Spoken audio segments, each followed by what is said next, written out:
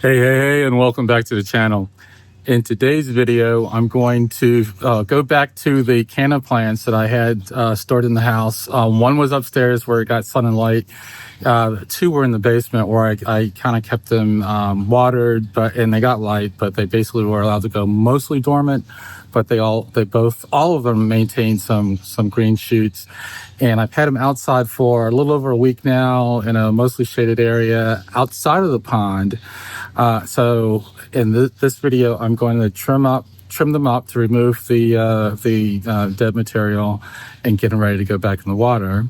And then I'm also going to pull the pond filter out, and it's a filter that I made for the pond. And I'll talk about the pond construction a bit too. It was a project I did with my godson, and put it all together and let you see the final results. And actually also you'll see that irises that always stay in the pond, like they overwinter in the pond, are just starting to bloom, and they are gorgeous. So let's get into it.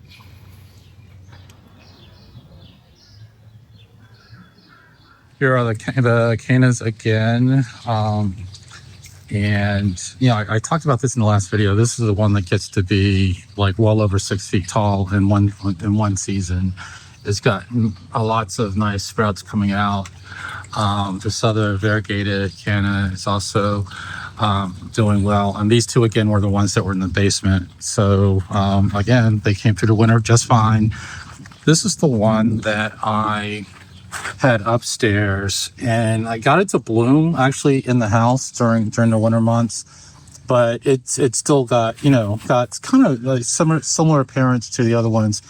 I guess it wasn't getting enough light. I didn't do any additional lighting for it, so it was everything, just all three of them dealt with the sunlight that was available from that south facing window, because they were both on the south side of the house, not in the same room.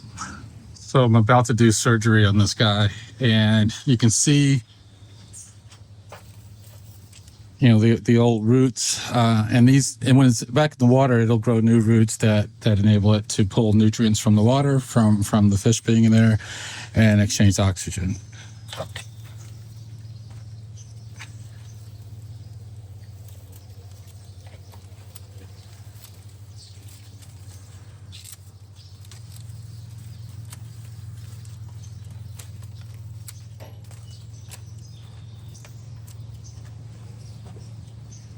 Yeah, so I'm just, as you can see, just removing the old stuff.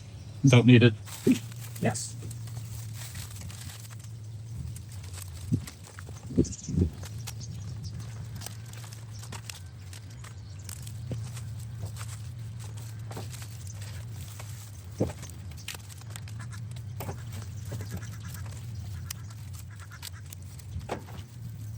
This is I guess the term is rhizome.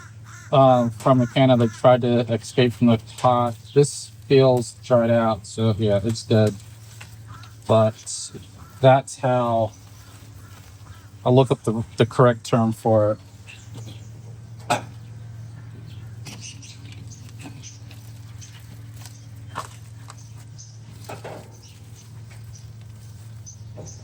I'm gonna see what this other pot looks like.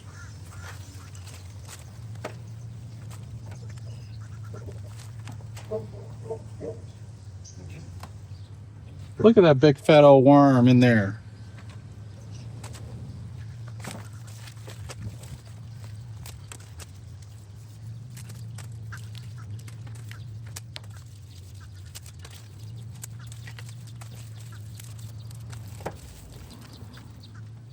There's so much going on in this two pots already. I'm going to split the pot open and divide the plant.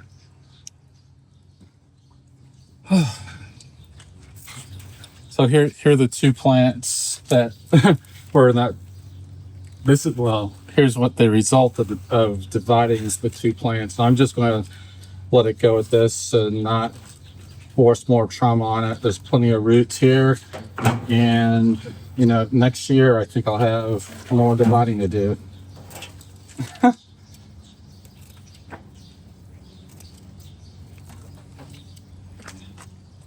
So while cleaning up the roots on this, I discovered that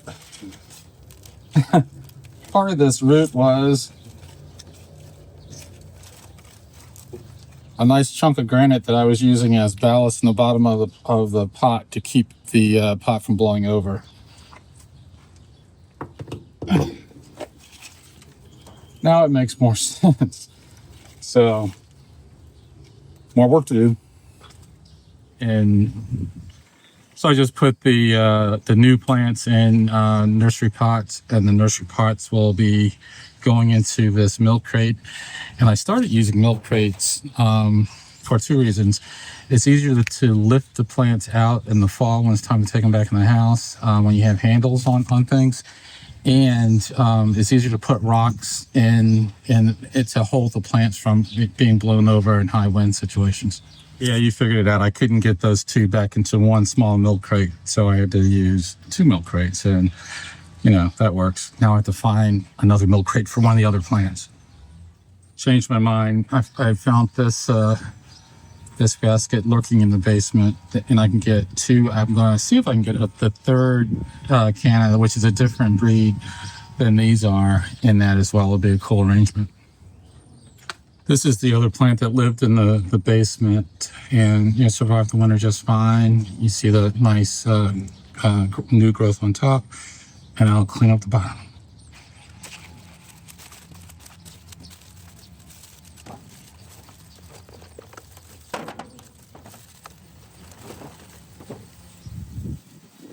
Okay, this one's looking pretty good. It's not jammed in there. There's still some room for the roots to grow and for water and nutrients to circulate there. So that's good.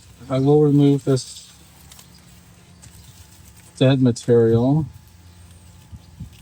Looks like I used rocks as ballast on this one too, smaller rocks. That's one thing with these plants. When they put up a lot of beautiful leaves, they create this big sail area. They can blow over if you don't somehow secure them. And sometimes I will tie them to something as well if it really becomes a problem. But I prefer using weights, rocks or something to keep them from blowing over. But actually, I eat with my best attempts to keep them upright. They do occasionally blow over, and you go stand them back up. Yeah, I'd rather them blow over than get broken up in a bad storm situation.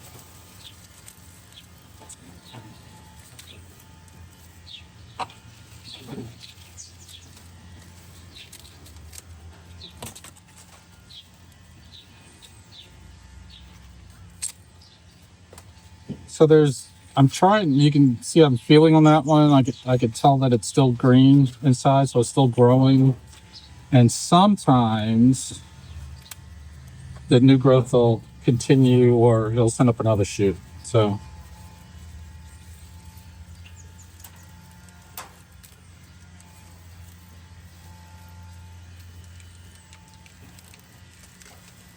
this one is drier than the other one. The other ones were too, which is probably not great. Some of these roots are not in the same moist, good condition as on the other plant. I still think it's fine, and I think it's going to love it when it gets back in the pond. And one thing about the water garden plants, that's a good size one. They really respond quickly to being outside, and they start growing like at a fast rate. It's fun to watch.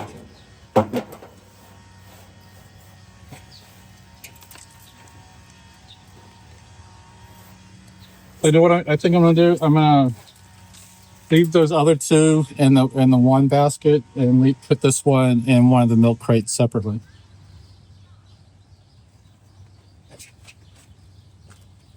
Here's my last canna, and this is the one that was upstairs where it got more attention than the ones that were marooned to the basement. But you see that it still has some browning, but there is new growth there as well with this one. But this is my experiment to see if I could keep it more vibrant upstairs, and mixed results. Like it did okay. It didn't die, but it did get rather haggard looking in the late winter, early spring.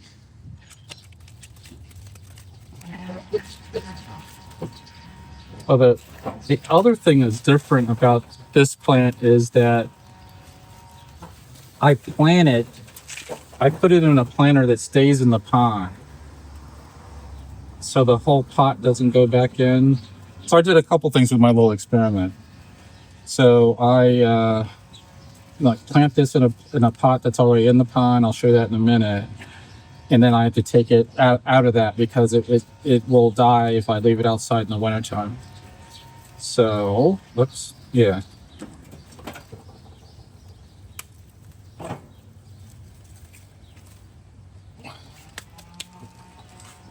And here's my koi pond slash water garden. And so I built this with my godson about 10 years ago as a father-son project. He had no experience working with power tools, building a structure. Even the whole shopping at the big box store to get all the materials was a first for him. So it was kind of cool. And he was here a week in July about 10 years ago with 100-degree days. So we had to get up early, work for a couple hours until the temperatures just got ridiculous. And then we do something and then hit it again the next day. His favorite part of the whole thing was picking the fish.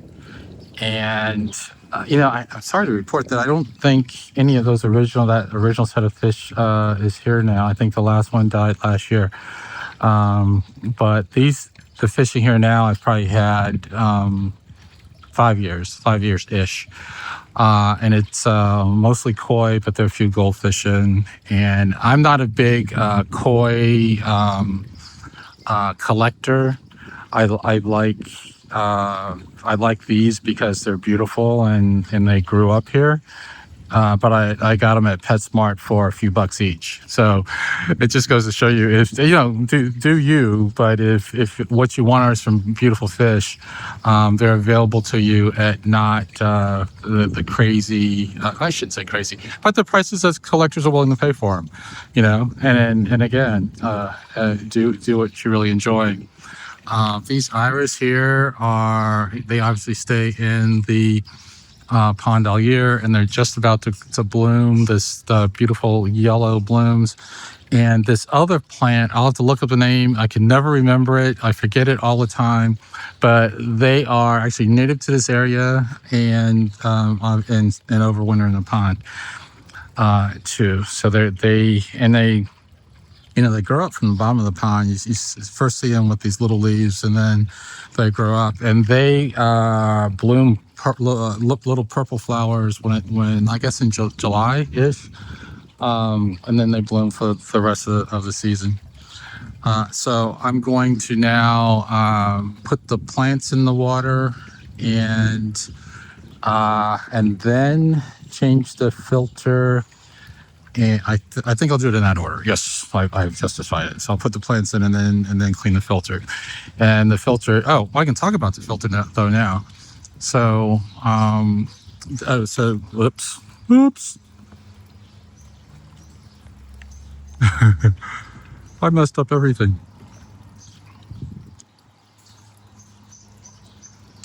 The filter pump is actually in this corner, and the filter media is in the filter there. So the pump's inside the filter box, and then there's the hose goes along that wall and comes in the bottom of the waterfall thing, and then the water comes out. So it does this circular motion in the pond.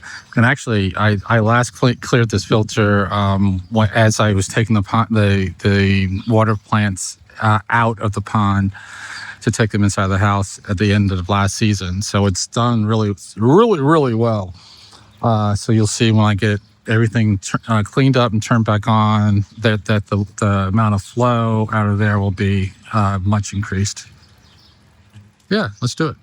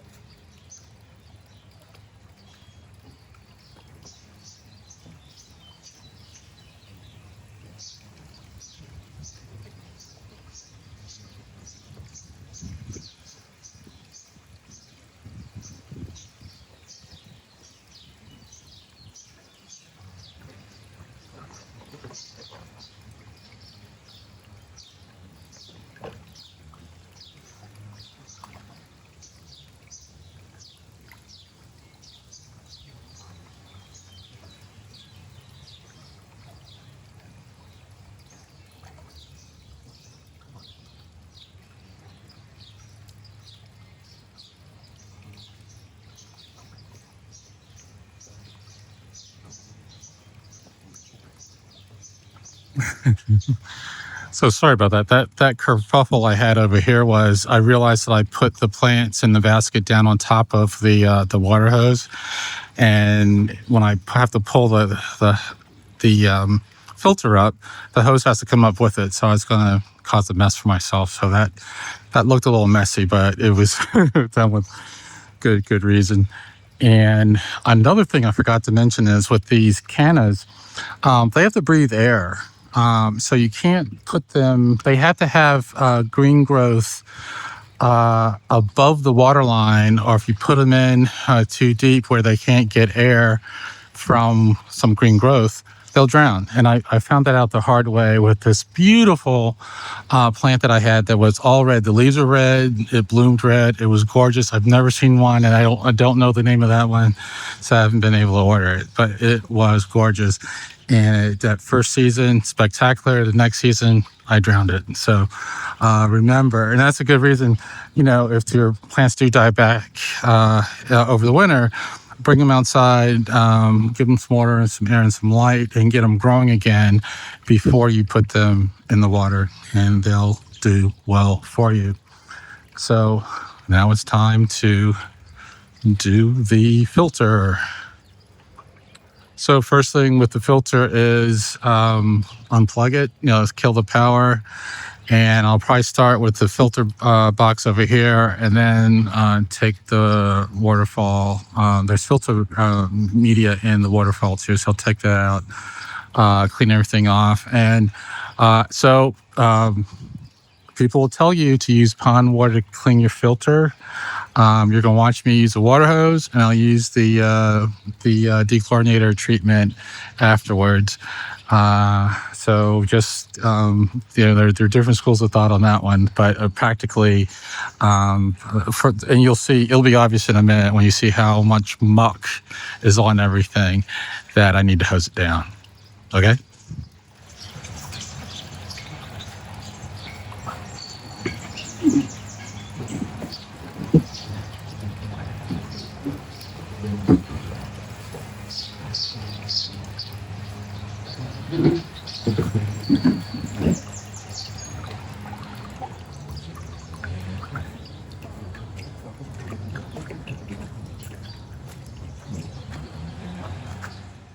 We built the pond out of pressure treated 4x4s. It's 8 feet long, about 6 feet wide, and I forgot to measure the depth. So that deep, it's deeper in the middle. It's about 3 feet deep in the middle. So this is 2.5 feet. Where's my? Hold on.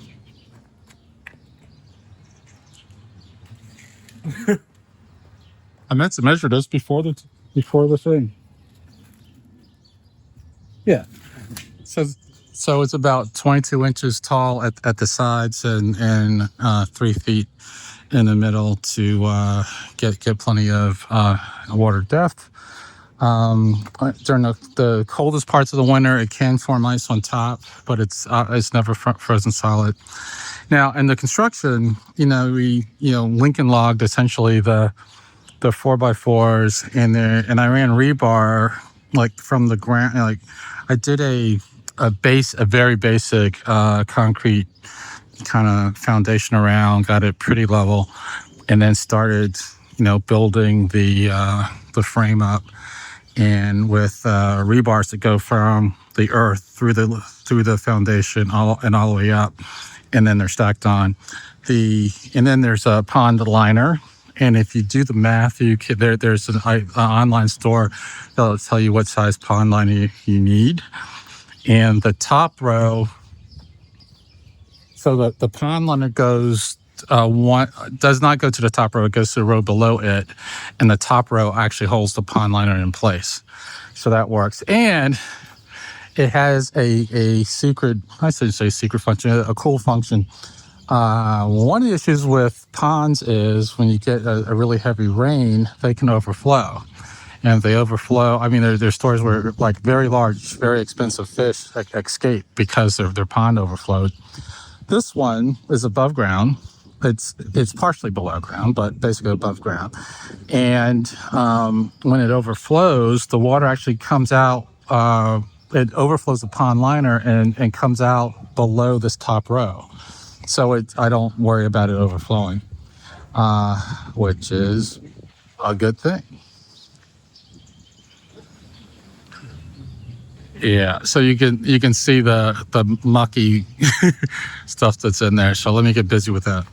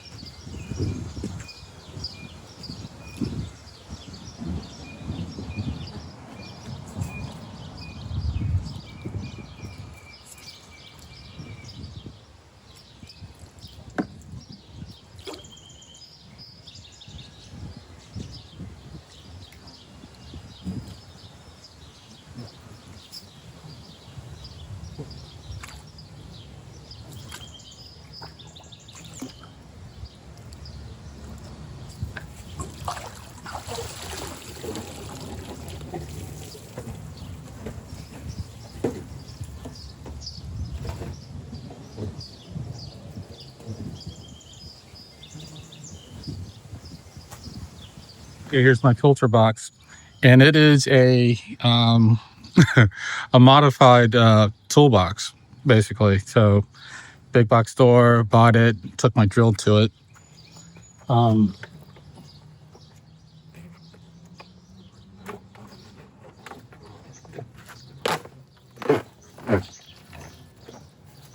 And there is,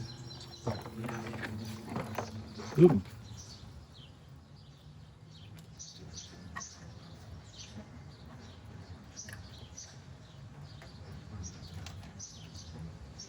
that doesn't normally happen. There's a fair amount of,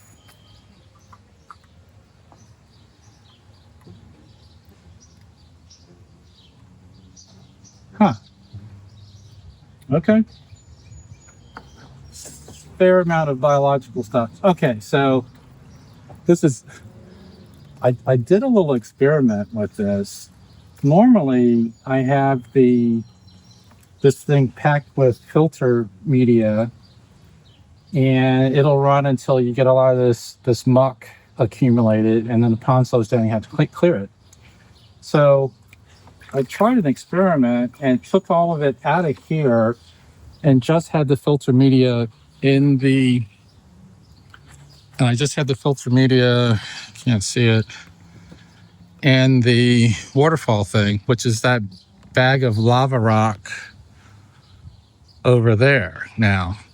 So it ran for months like that, and the water quality was pretty cool. But again, the fish benefit from the water garden aspect of this pond too. So I'm going to do that again. And actually, the filter media is over there. It's been drying out all wintertime, and I'm not going to put it back in because this worked amazingly well.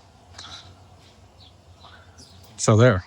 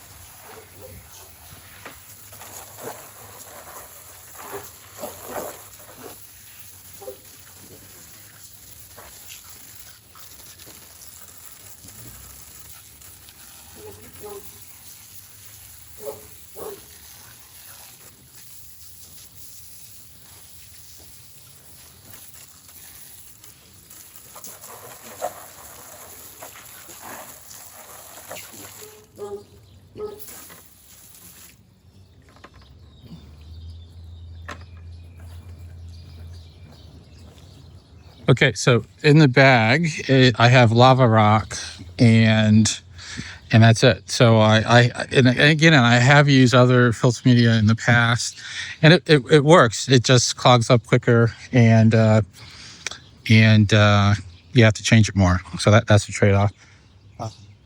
Another word on using chlorinated water to do this stuff. A reason not to do it is that it could kill beneficial bacteria that's in the filter media, and to counteract that, I have the plants and the water and everything on the inside of the pond has beneficial bacteria on it. So when I get it back in there and get the water circulating, it'll take care of itself. So that's the way I've approached it. And this pond is easily 10 years old. Okay, let's put it back together.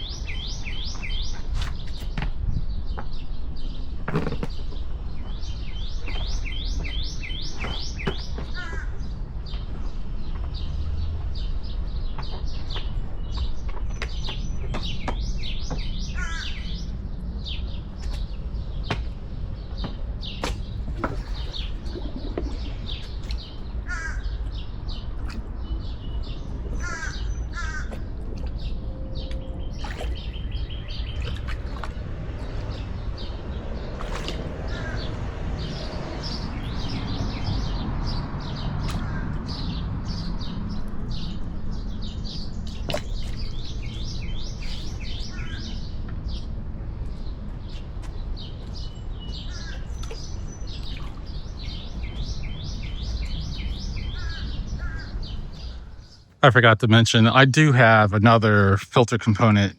There's a big loop of coarse filter, I don't know, filter foam, you know, the stuff that you can buy in big lengths and cut it to size. I basically have looped it around the filter box, and it just sits in there, and I actually leave it in there. I don't take it out. So big chunks of stuff should stop there. And another word about the holes in the filter box. I experiment with those, like how many and where to place them. I have a waterfall pump in there. It's a fairly heavy duty pump. And the issue you'll have if you don't have enough water coming into it, because you don't have enough holes in it, the pump will pump out of the water in the box, and then the box will get light and try to float.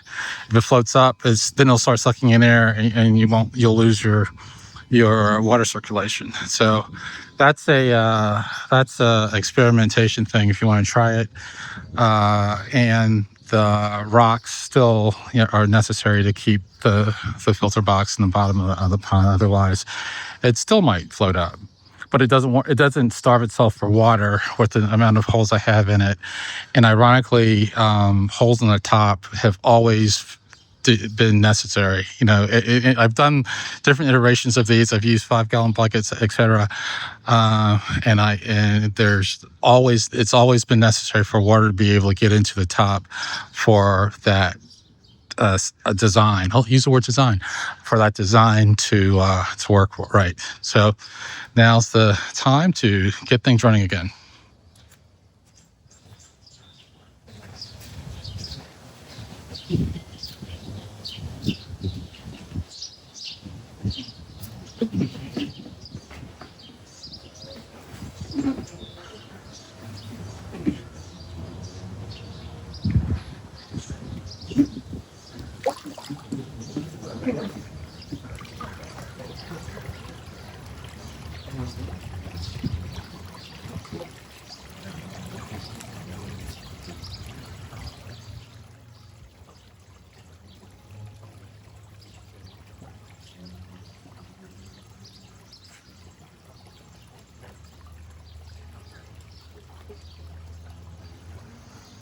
And there it goes.